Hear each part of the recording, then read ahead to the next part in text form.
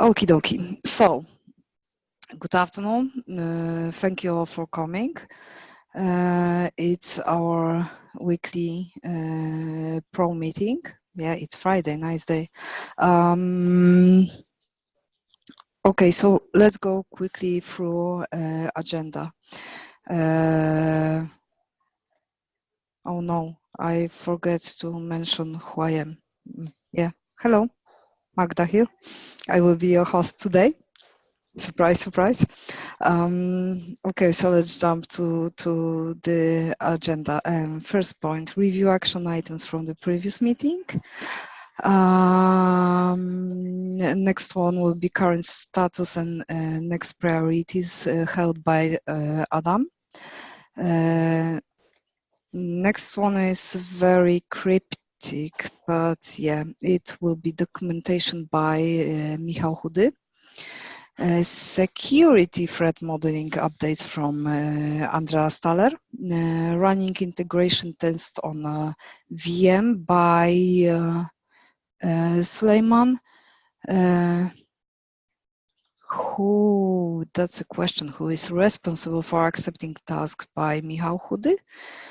And again, Michał Chudy with production Prow, how it should be configured. And last one, yes, that's the last one. Last one is moving next week's meeting to Monday. Okie dokie. Okay, so let's start with review action items. And I'm pretty sure, but we can check Suleiman. Do we have any action items from previous meeting? Nope. No, not really. So this one is checked already. And Adam, can I ask you to present current status and next priorities? Of course, I would like to share my screen. Great. Suleiman, can you stop sharing?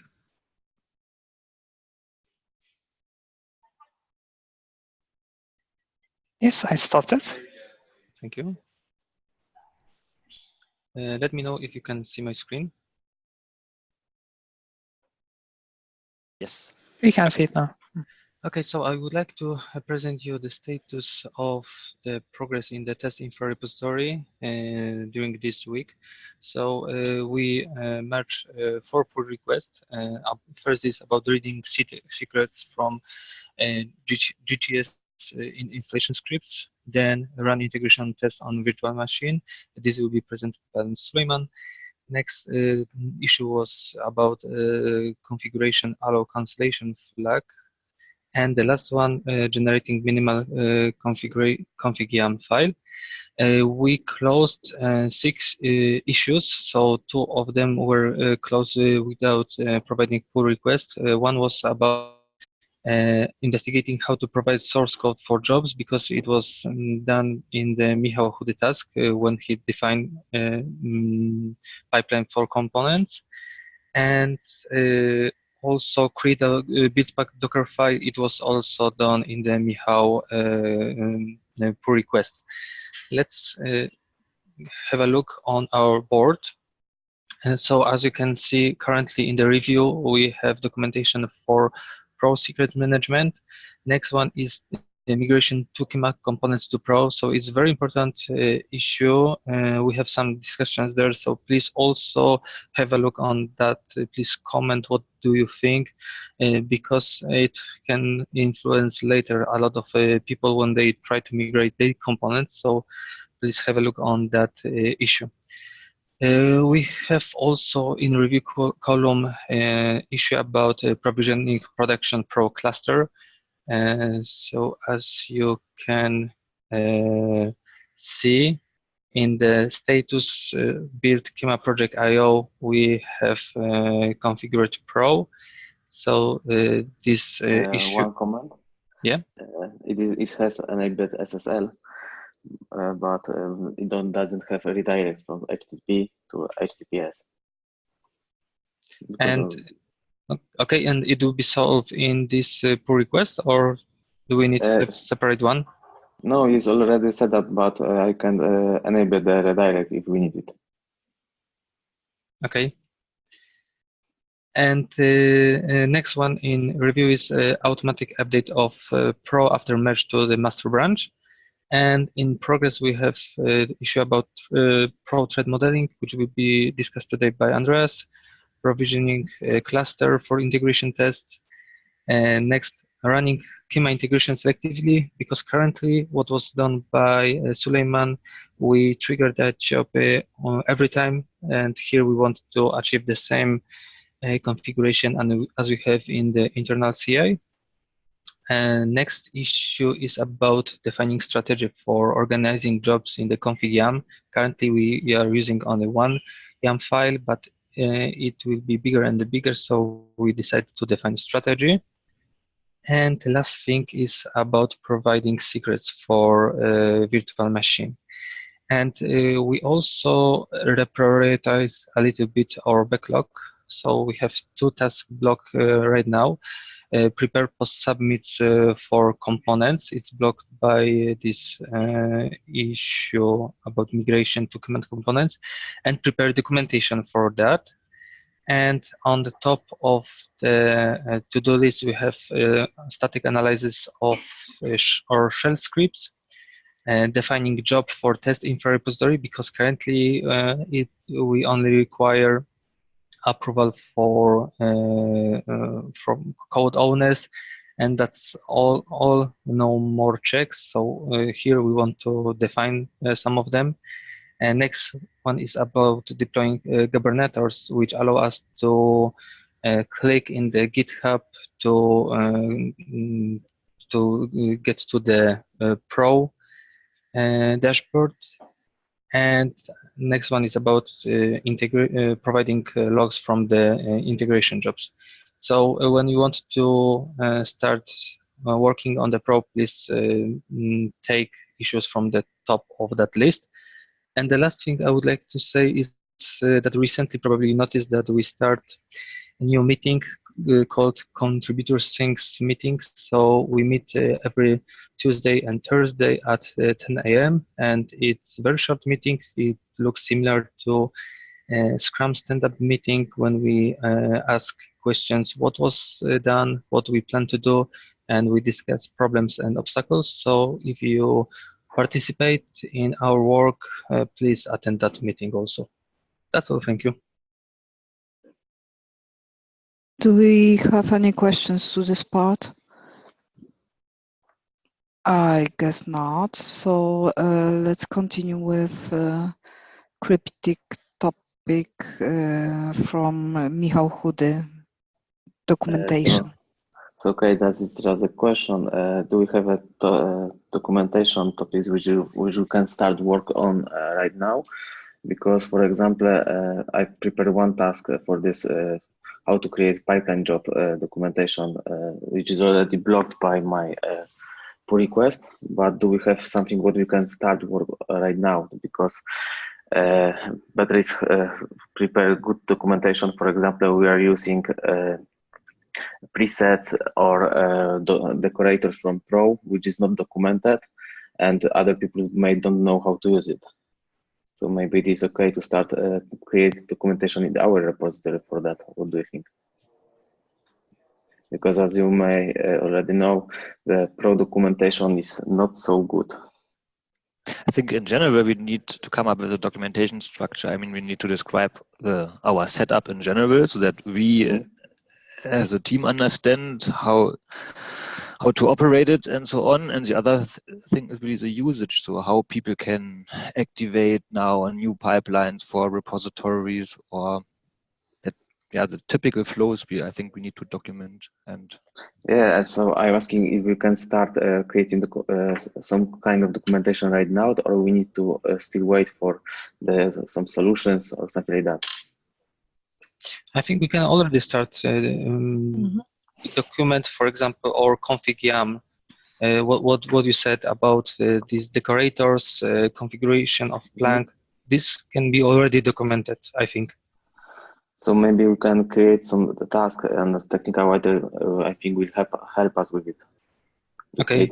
Some documentation. Can you, Michał, do that?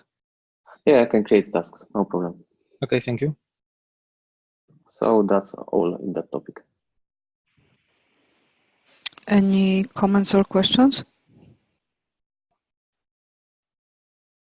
Then Andreas, please fill us up with security threat modeling. Can I will share my screen. 1 second. I never used the tool. So I hope you see. Yes, we can. That page. So I'm new to the working group and I still want to figure out where to place the thing. So that's not currently shared with the public, but I will do it today probably. I like to just summarize in roughly what we did in the threat modeling for now and what outcomes are and further steps are. In general, we had 2 sessions, so with Michael Riedl here and Suleiman, and we are just drawing the landscape which we are targeting to. So the assumption was that we have 1 production cluster for now. I think it's important if you plan to have more clusters for, I don't know, testing or whatever, then probably the same outcomes should be applied. Yeah, so for now we just draw the landscape in meaning of what systems we have, what are the agents inside the systems, and then we went over the communication channels and discussed on all the security relevant topics for now. We still have at least 1 other session where we want to go over the agents itself now and discuss potential threats on that agent. So it's not finished yet. As a result, so that picture, of course we had a big picture on the wall and now I try to transfer it into an electronic diagram, and that's how it looks like, so that we have that our production cluster on the Google Cloud Platform provision with the internal components. We have the Google Cloud Platform services which we are using, so like the key management service for the secrets, storing them in the cloud storage, using the cloud storage for archiving the logs, having the compute and Kubernetes engine for our integration tests to spin up clusters or VMs dynamically. We have the cloud registry to release our Docker images and use existing images from there. And on the other side, we have the GitHub integration. So the event notification on one side, status check of the jobs, publishing it to GitHub, and other integrations via the plugins for changing the labels of a pull request, for example, and other tooling. So if you can think of other dependencies which we have, just feel free then to contribute to that diagram that we are aware of. But more important is from the outcomes perspective. So for now we identified no blockers, so that something cannot be designed in a way that we cannot go live with the solution. We discussed the topic of having now really a dedicated cluster where we run our jobs inside. So we agreed on that this is really recommended and we should do it, but now for a first minimal viable product, we can go without it for now. In general, we said that just any external communication around our cluster should be really, that must be secured. But it's also acceptable for now that internal communication is not secured. But it's recommended to achieve it, and we should address it after we have our first installation in place. We discussed that planned secret management using the key management service. That was fine. We agreed on that we probably should have more technical service accounts in our Google Cloud account per really technical role which we have, so that we have one service account really for publishing the release images to the cloud registry, and one for example for the provisioning phase using the key management service. And what is not really finished yet was the topic of how secure that clusters VMs which we are spinning up dynamically for integration tests must be. So having in mind that Kyma cluster itself has maybe unsecured endpoints because we want to test a feature there. Is that acceptable or not? So that was in discussion. Yes, so the next steps are to just continue and finish that topic so that we have went through all the things once and as preparation for our first MVP, I call it always, for minimal viable product.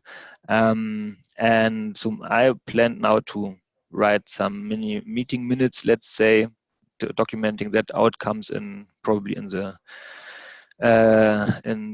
Google documents.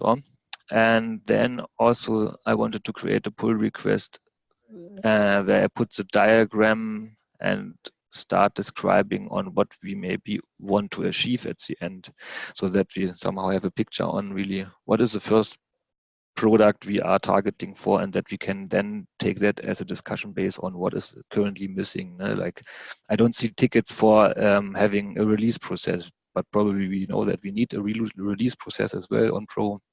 So we should, maybe just have a document as a discussion base outlining what we want to achieve.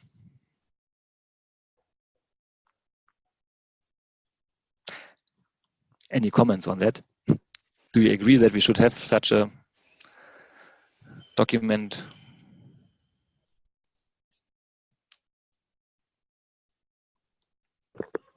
Yes, I totally agree that we need some overview how I think especially when we're talking about the backlog, will help us, I think, in identifying the priorities and what is really out, because it's not a must for the first version. Yeah. Yes.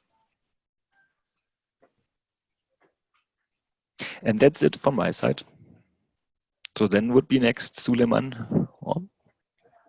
Yes, Suleiman running integration tests on VM. Mm-hmm.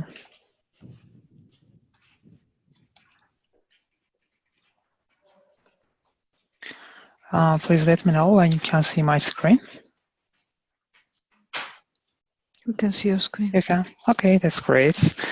Well, yeah, we created a Kyma integration job, which is basically creating a VM on Google Cloud, and then it deploys Kyma on Minikube running on this instance, and then it's running integration tests. You can use this if you are using this configuration YAML. It's already a part of it. You can see it's here. Actually, as Adam said, it's just a pre-submit test right now, so it will run for each PR, but later on we have a follow-up task to discuss how we are going to do it in the production environments, like a post-submit job, or how we are going to chain them together. And how we managed to do that?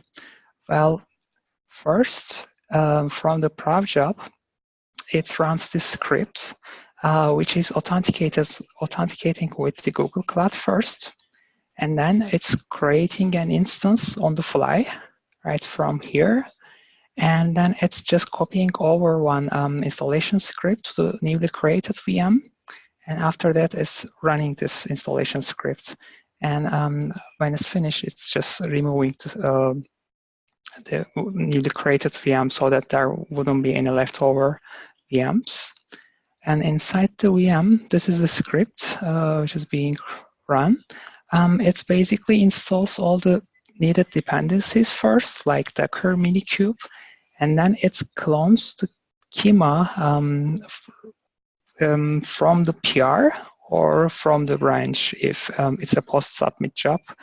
And then it just runs the already the scripts that we already have on Kyma, which is basically installing and running the integration tests. And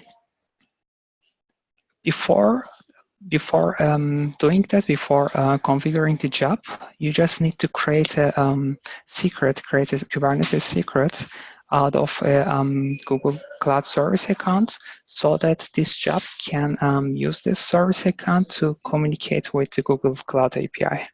So here you can find the steps to do that here under integration job folder. And there was one more topic actually as a follow-up task is using these preemptible VM instances.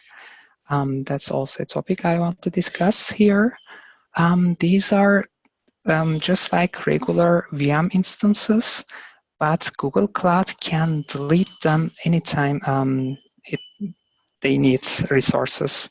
So, well, the good thing is they are costing really less than the regular VM instances. Actually, it's like 1/5 of the cost of the regular cost.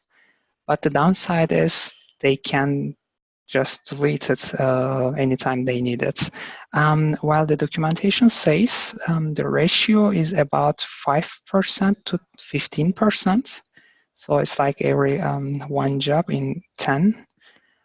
So it's not too bad. And also they are definitely terminated after 24 hours. So I think it's okay. It should be okay for our use case for Kyma integration tests, and that's why I would like to enable it. But I wanted to ask, of course, you here first. What do you think?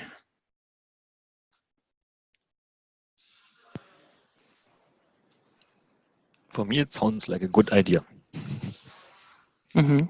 Yes, a loss of an instance is acceptable. Is there And we are not using it longer than 1 day. No, definitely not. Currently, it takes half of an hour to run our integration test. Mm-hmm. I think if such instance be killed, we always can Adam, ask for. I think you are using external mic or anyway. And now? Oh yeah, that's better. So I was talking that our integration test take half of hour, and always if the instance will be terminated, we can ask for running tests. So it won't be a problem in my opinion. But we should check how often they are terminated if it's really a problem. Yeah, I've been testing it from yesterday. It depends on the zone. Actually, in the first zone I was trying, it didn't have any preemptible instance. That's why it was failing, and then it was trying to create a regular VM. But I changed to another zone. I think it was West 3B or something, and there it just deleted around one job in every 5 jobs. So it was around 20% for me. I think it's still okay for the integration tests. Is it tough to switch from provisioning regular VM to that preemptible VM? It's configurable. Like we just need to change how we are creating the instance. Mm-hmm. We need to enable or disable it from there. I mean, if it's getting really deleted, then we probably need to rerun the test, or because we need exactly. to. So we need to bring together just the savings we have versus the time we lose, and then exactly that's a trade-off. Okay, then I think it's okay to enable it right now. And if we see that if it creates a lot of problems later on, we can just switch it back off. And how would the integration suite behave once this happens? I know you start a test, in the middle of the test this gets kicked out. It attacks for a couple of minutes. Actually, it waits for the instance to be finished, to be deleted. And after that, it fails. Would that mean that if you trigger a complete suite, or I know the flow that we consider, at some point it's going to fail completely, or you want to make it auto retry in this particular case? Or I mean, how do we avoid that there is a broken integration flow, end-to-end whatever test, only because this happened. Can we retry automatically somehow in your procedure? Or? I don't think so, because the VM is gone. So we just need to retrigger the job from Prow. Yeah, that's what I mean. Would at the moment the Pro just say, okay, this test didn't fail. Actually, the VM got kicked out, and I need to repeat the whole test, and I don't need to tell the developer or whatever quality guy to take a look into that. Can we ensure that somehow? Would be nice to detect it, huh? Yeah, that's what I mean. Like, would this impact the stability, not the runtime, but the stability of the complete pipeline? Because if yes, then we have a problem, I think. Well, it can be somehow done, I think, using the scripts. I'm not sure now. And one good thing is they are always killing the latest started VMs, so they are not touching the long-running jobs. So that's also a plus. So at least from my point of view, the only thing you might want to check before you go with this approach is that you're able from the Pro to identify the situation and to handle it without requiring human action. Because if you say 1 out of 5 or whatever, 1 out of 10 even is going to fail, and I trigger a suite with like, I don't know, 10 integration tests, I don't want in the middle of this to have to take manual actions because some VM got kicked out. That's the only thing. I don't know how many of these VMs we're going to have in the flow and all of that, but just if we cannot handle this in some graceful way, that might be an issue if we have a bunch of pipelines running in parallel and all of that. So I don't know. Mm-hmm. All right, that makes sense. I will take a look how we can achieve that. Mm-hmm. Anything else?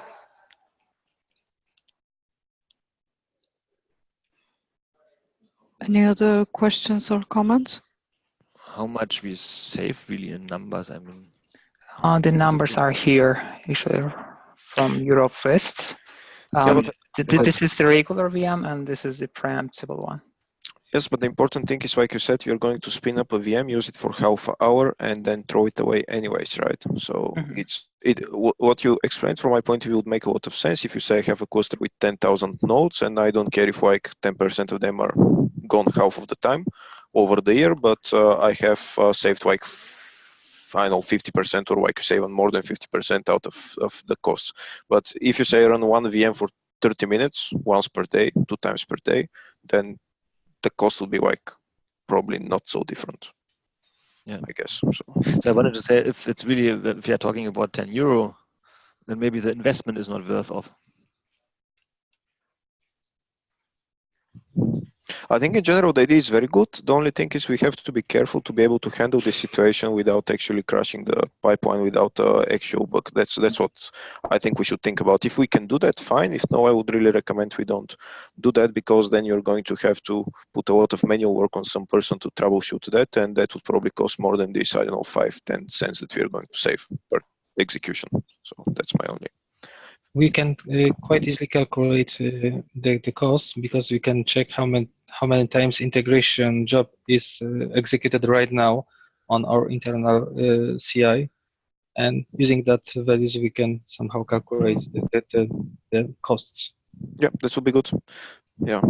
Maybe we can create issue for that with low priority as an enhancement, right, to our actual solution.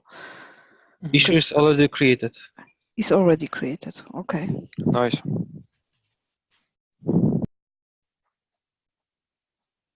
Okay. If you don't have anything else. Yep. So let's get back to Michał Chudy and accepting the tasks. Okay, I will share my screen maybe.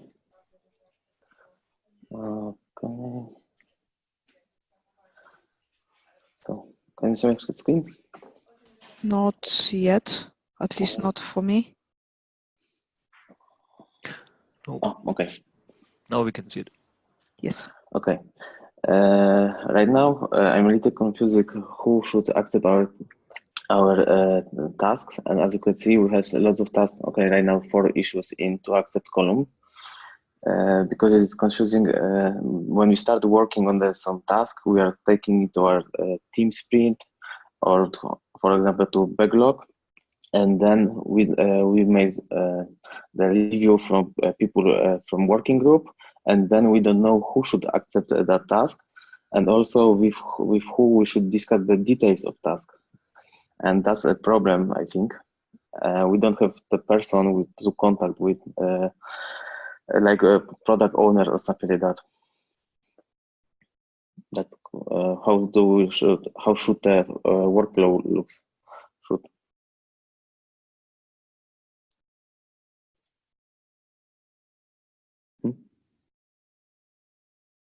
No one has idea how we should work? Maybe I will say how it's in our team. So I'm moving it to accept, and I'm waiting for my product owner to move it to closed. And currently, I'm reviewing most of the tasks in this working group. So I'm trying to be up to date with all the tasks which are currently in progress. And also, if you have any questions, so you can ask on Slack channel, or you can approach me. But if you have any other opinions, we can discuss it.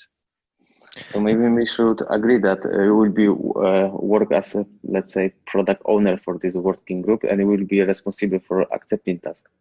What do you think? But for example, I'm afraid a little bit to moving to accept in the other team milestone. Yeah. So I'm not sure of, or we can discuss it internally and ask for such permission. Maybe it will be fine for product owners. Yeah, sure. I think that working group should decide on what is really needed to fulfill the task and then also to accept it. So maybe we can say that this group of working group leaders in the backlog refinement meeting or whatever is doing that. But as involving people from outside who are not in the topic, I think it's cannot be the solution, no? Or we can have we have 3 leaders here. So for example, we can meet in a group of leaders and then accept that. Maybe it's okay. Can we agree with that?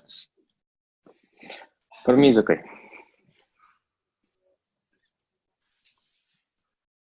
One vote is enough.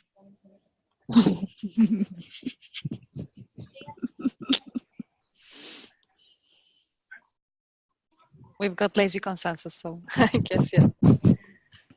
Looks like it. Okay, so this topic is done. Next one is on Production Pro. Michał Chudy as well, and it's Production Pro. Okay, so as Adam mentioned, we already set up the, let's say, Production Pro, which is available on page status build Kyma project.io.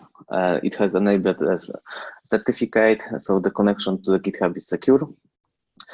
And we set up it for testing if our Pro is stable and it will work properly with Kyma environment, Kyma project organization. But right now, jobs are defined as optional, so it will not block the pull request.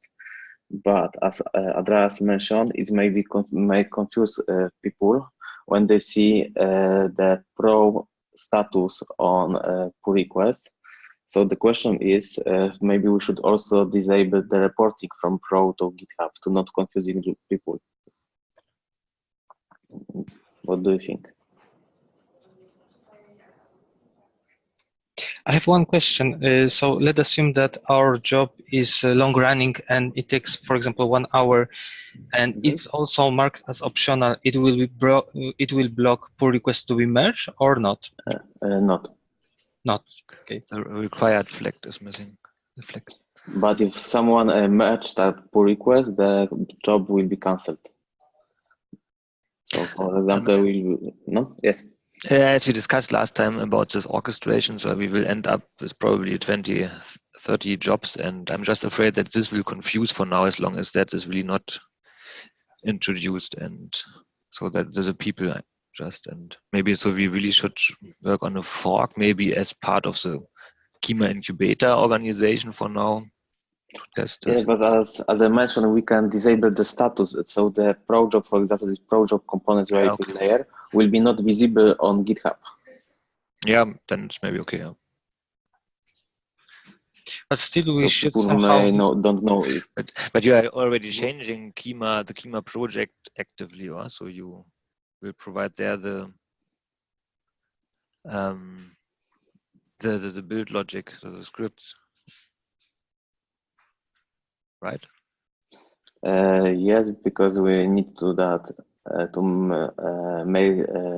merge it to the Kyma project, because everyone has different fork and stuff like that, right?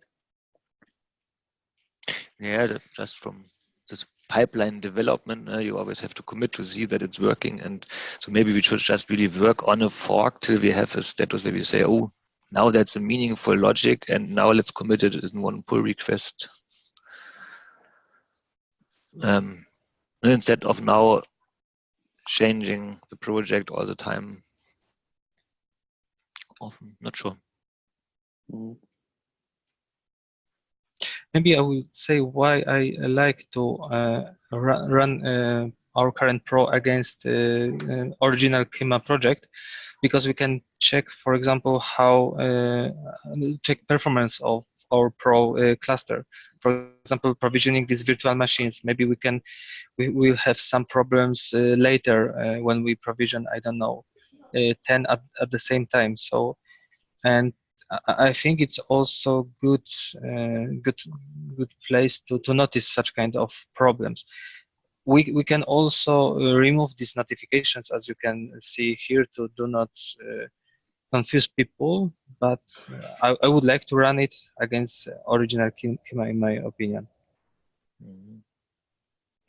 I think it will be simpler instead of configuring the same some kind of fork in the Kyma incubator and try and keep these two projects up to date. I think it will be simpler just.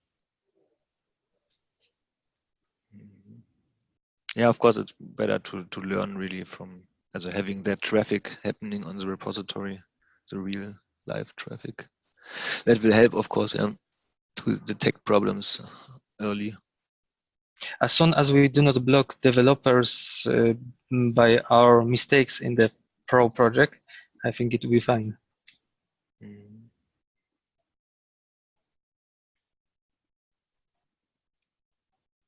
Oh, let's give it a try. Yeah. So everyone agreed that I should disable the reporting, but the production Pro should stay and it should test the Kyma project organization, right? Yes, that's correct. Yes. Okay, so I will change it after the meeting, the reporting. So that's all from my side. Any other comments or questions to that topic? So let's move to Sulaiman and the last one. It was just a question, actually. As you know, we have All Saints Day next Thursday. That's why most of the people won't be in the office on Friday. So what do you think moving the next week's meetings to the other Monday? Would it be okay for all of you? For me, it's okay. I think the most of Gliwice office will be off on Friday, so yeah, moving to Monday will be very, very nice. Mm-hmm. Okay, let's say it's on Monday. It's again 1. Yep. Mm-hmm. Yep. Thank you. So are there any other topics or anything else you would like to discuss today? If not, then thank you very much and see you on Monday. Is that right? That would be that Monday, right? Yes. Mm-hmm. Yep. See you on Monday. See Thank you. you. Bye. Bye-bye. Goodbye.